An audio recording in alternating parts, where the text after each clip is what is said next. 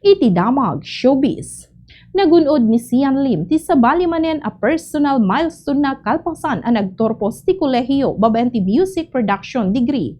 Inbingay tag 20 kat inem nga aktor, director ti video na iti graduation ceremony na iti De La Salle College of St. Benilde. Iti July 4 kat nakotorpos babaen ti expanded tertiary education equivalency and accreditation program iti universidad. Kinunana saan lay nga panakaalat ti diploma ti nagunod na, tamangilagip ken kuana at tibiyag ket sanakas iti timeline a kalikaguman ti kaadwan.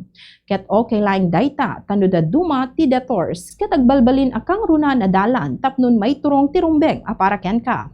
Nagyaman ni Lim kadagiti nagbalin na paset ti journey na pakairamanan dagiti mentor, professor ken classmates na anang lukoy ken kuana kadagiti kanito nga imposible.